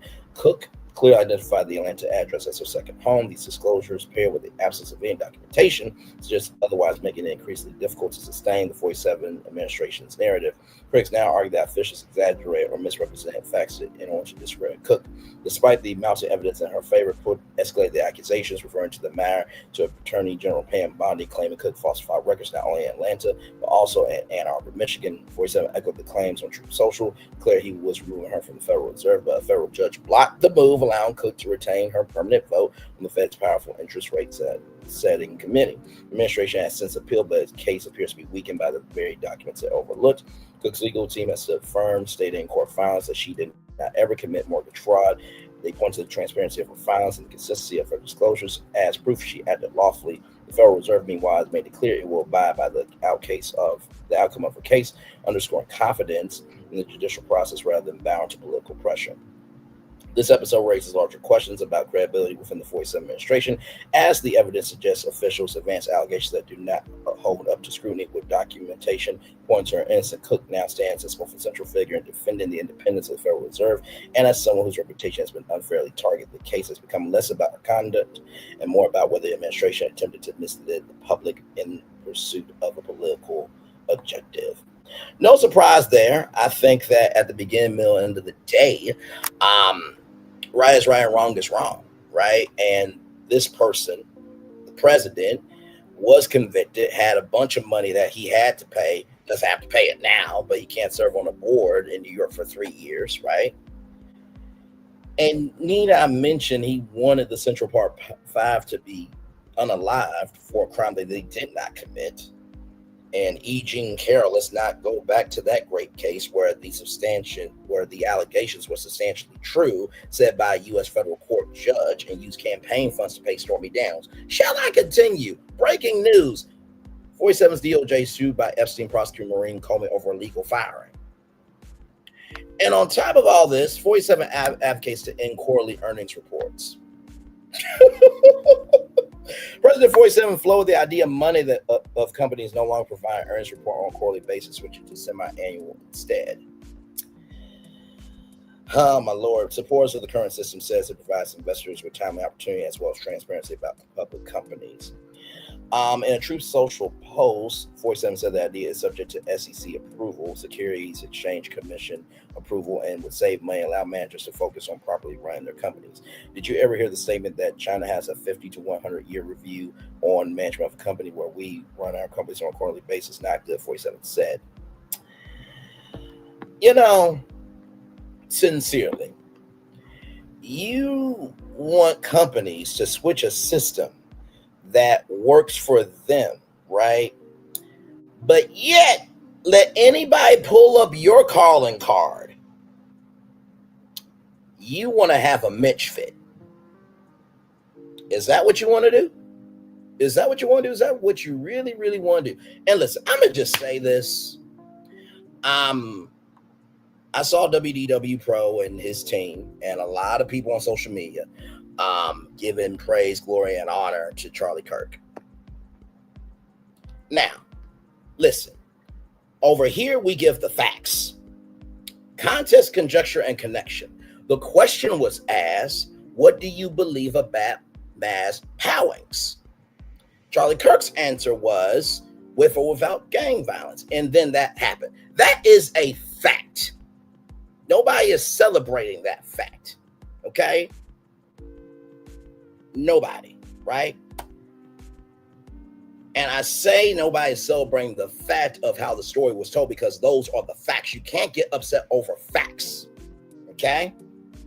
That's the first thing. The second thing is, I believe that as wrong as it was for Charlie Kirk to say what he said here about black people, like calling MLK awful and George Floyd a scumbag, just as that is bad, Michael Dowd did not deserve to lose his job.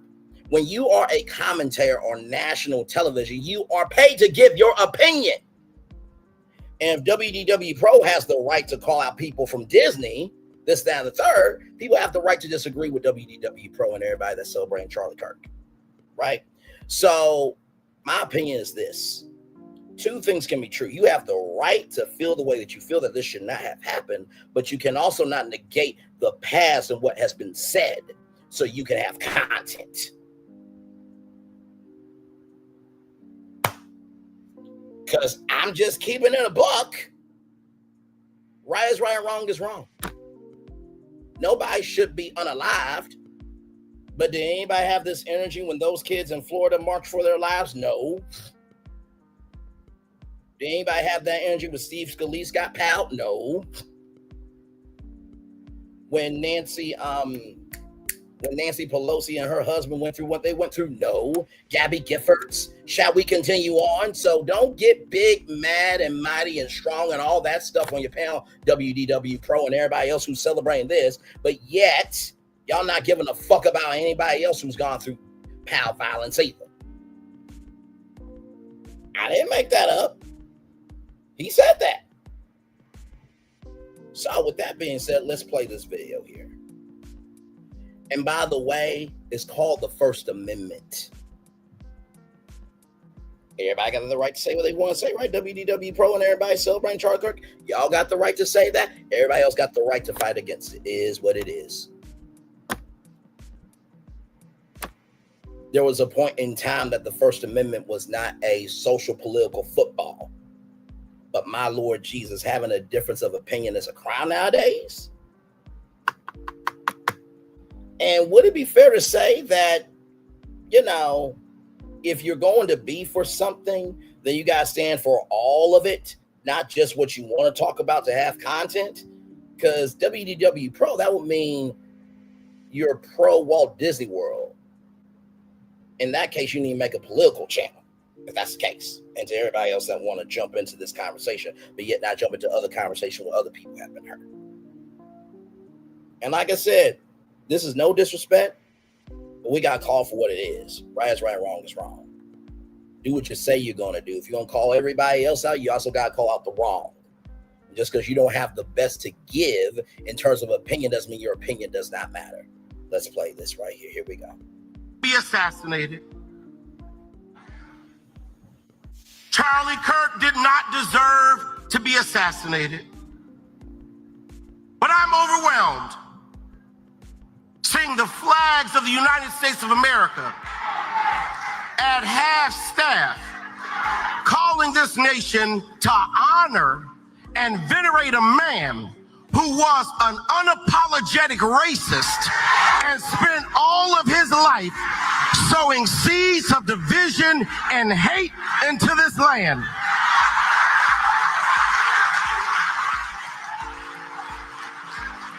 And hearing people with selective rage who were mad about Charlie Kirk but didn't give a damn about Melissa Hortman and her husband when they were shot down in their home, tell me I ought to have compassion for the death of a man who had no respect for my own life. First Amendment. I am sorry. First Amendment. But there's nowhere in Bible where we are taught to honor evil. And how you die does not redeem how you live. You do not become a hero in your death when you are a weapon of the enemy in your life. First Amendment right. First Amendment right.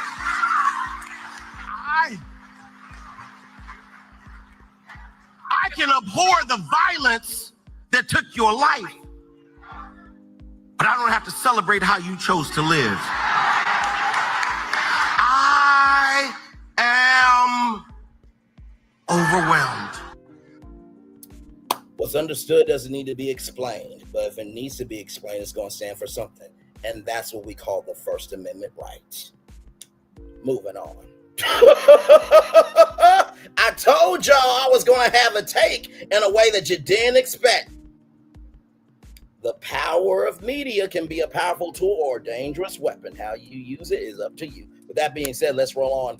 Smokey Robinson's $50 million sexual assault lawsuit expedited due to his age as judge rules accusers can stay anonymous despite singer's objection. And by the way, if what I said WDW Pro and to everybody celebrating Charlie Kirk ain't true, don't respond to me. But if you do respond to me, respond on the fact that I talked about that topic through the First Amendment. And I gave everybody love, grace, and space. You got the right to celebrate, but the people have the right to have an opinion. There it is. Now, speaking of having the right to have an opinion, these women have the right to have an opinion to do this lawsuit. Okay, let's keep going here. Smokey Robinson has lost a key courtroom motion in Los Angeles where a judge ruled that 4 women accusing the 85-year-old Motown legend of SA can proceed under their $50 million lawsuit under pseudonyms.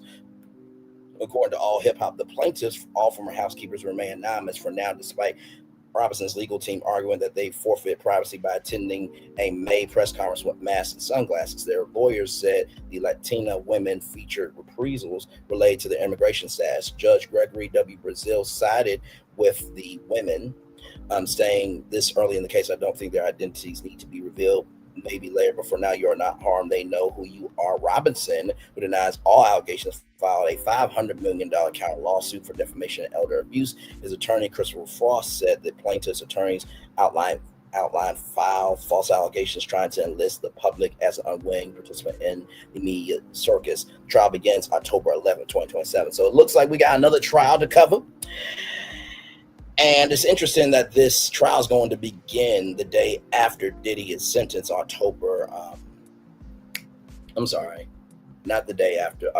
is Diddy's sentencing. Either way, within that time period, now we got a new trial. Child, that's our show. Let me get y'all this positive news story real quick. We did all of those destinations, y'all, in 1 hour, 46 minutes, and 46 seconds there. Let me catch up on the comments here. This film could bring expansions to the land. Galaxy is so fan for Epic. Come on, pillows in my Nintendo Resort. All about the Galaxy Resort. Gemini, absolutely. What fortunately is what's the person who got for me a game over. She wants to roll.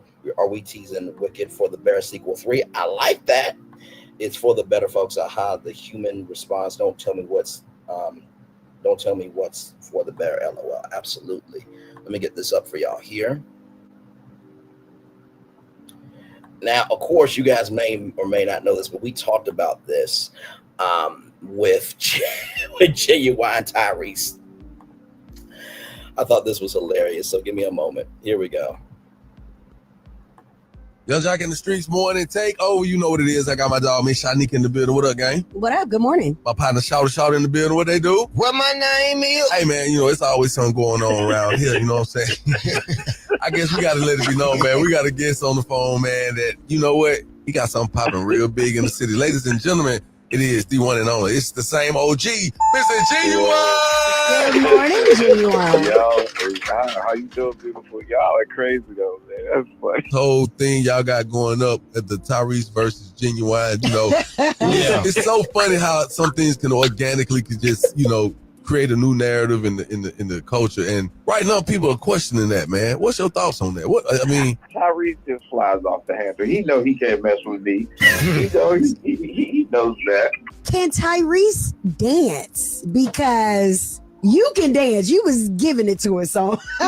Yeah, I'm the original Chris Brown and Young Jock in the Streets morning take. So Genuine says Tyrese could never perform his hit Pony better than him, but he is confident he could have made Sweet Lady more iconic. He is just absolutely crazy to me. Yeah, Tyrese is a funny dude, man. That's my brother. I love him, and you know he flies off the handle sometimes, but I always got his back. But he know he can't. Now, Genuine, this is what I said. I know that's right. I said he does have a great vocal range, right? He has vocal ability. We know that. Nobody can take that from him. I think he would have made Pony sound more soulful. No. Yeah, he would have made Pony sound. They'd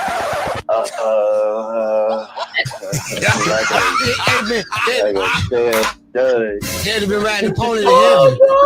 Yeah, exactly. Same thing I said.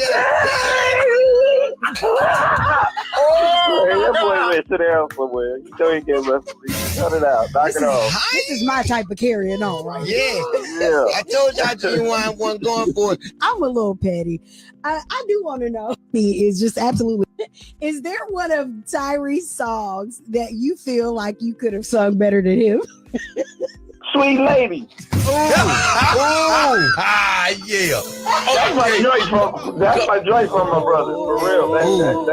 So you telling us right now, exclusively, the Genuine would outsing Tyrese on Lady. I'm gonna kill him. I'm gonna kill him on that. Can we get a little piece for it? Nah, because I'm just getting up, and I'm trying to. Nah, you ain't get none of that. Love. And man, good. hey, we want to hear that later, man. You talking about you gonna do that for real now? Because now people really want to hear if Tyrese gonna really do Pony. That boy ain't gonna even attempt that. He know better. There it is. Love it. Keep it locked right here where you got it. Young Jock in the Streets morning take over. Listen, I feel like Tyrese and Genuine should do each other's songs and then put out and let us hear it, child. Oh my God, that was hilarious. Genuine, you can be on radio, man. You got more in show personality, brother. Absolutely. Oh my God. Y'all, I'm gonna turn off my camera now because we done the whole show for over an hour. Yes, we have. Man, what an epic show this morning. Like I said, Mario, the Super Mario Galaxy movie will be coming out April 3rd, 2026. Very excited for that. Very, very excited. And Universal, you got work to do on bringing that ride to life that we talked about this morning here. TikTok, a deal is done. Who will get TikTok? We'll find out Friday. So, of course, be here for that. See, Colbert and his show, The Late Show, winning their first Emmy in the main category after Paramount CBS stupidly canceled it. I'm sure that they are just beaming joy right now. I say that so sarcastically. Princess Tiana, the ride shutting down for maintenance. I think that's a good thing, and maybe go back, through the story and kind of amplify it to be a lot better than just for Tiana's Foods, because I do believe that the Disney Plus series that was supposed to come was going to explore what happened after the film. But I think a Princess Tiana 2 would be amazing too as well. Sheryl Lee Ralph, I'm sure that you will be in Wicked for the Better Sequel 3. That would be amazing. 47, sir, you are a convicted felon trying to tell other people that they are cheating, and also, too, that company should not report when you are not responsible for anything you do. Okay, child. And then finally, Smokey Robinson, everybody. Smokey, I'll be covering the trial, brother. Listen, just because you're 85 does not mean you cannot be held accountable. Now, of course, Genuine and Tyrese going back and forth. I'm here for it.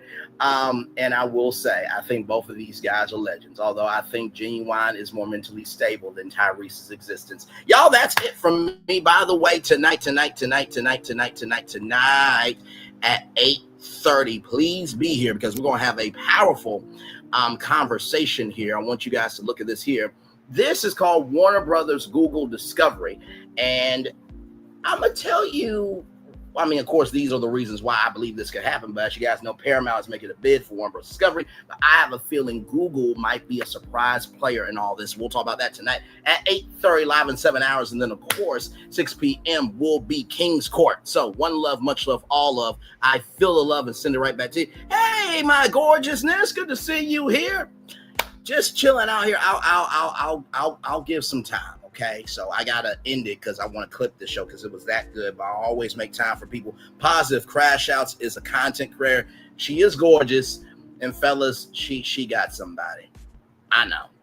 And ladies, if you roll that way, she got somebody too. I know.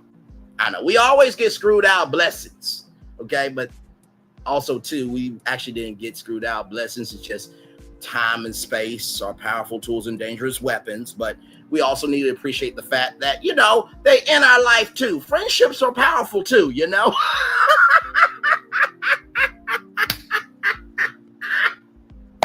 My silly ass. But sincerely, I'm going to make a little bit of time here, and then we'll probably cut off at like maybe 1:56. That way we can get this show clipped.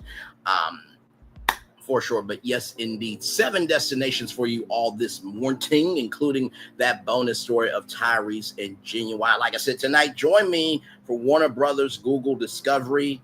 Y'all, when I show you the intel that I got, you're going to be like, oh, okay, Bray, I see where you're coming from. And like I said, I sincerely believe that this could actually happen. Sincerely believe that Google could buy Warner Brothers Discovery. And I'll just put it like this: 100 years of Warner Brothers filmmaking, television making, and everything in between, along with the power of the Discovery brands bringing out the real of reality television, along with the technology and the infrastructure of Google in one company. I'm just keeping it a buck.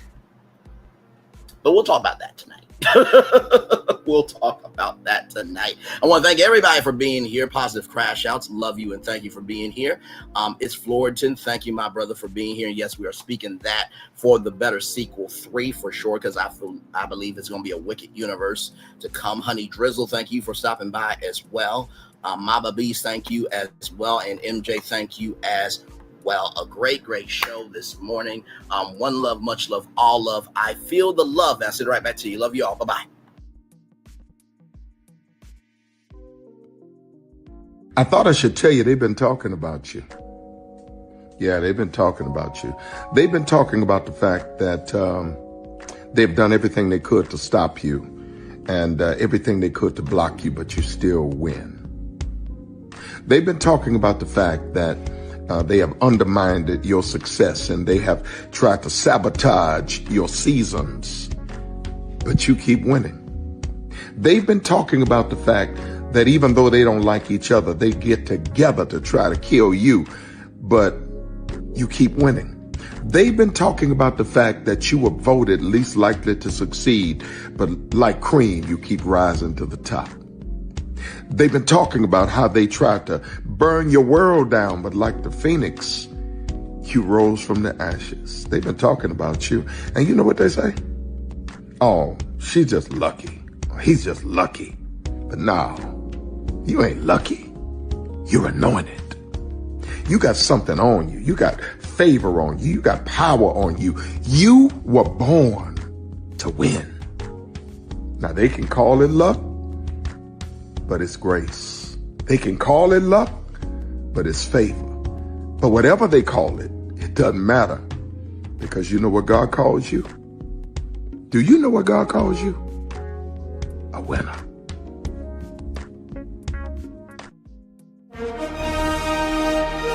Prepare for a journey beyond imagination, beyond belief, beyond anything you've experienced before.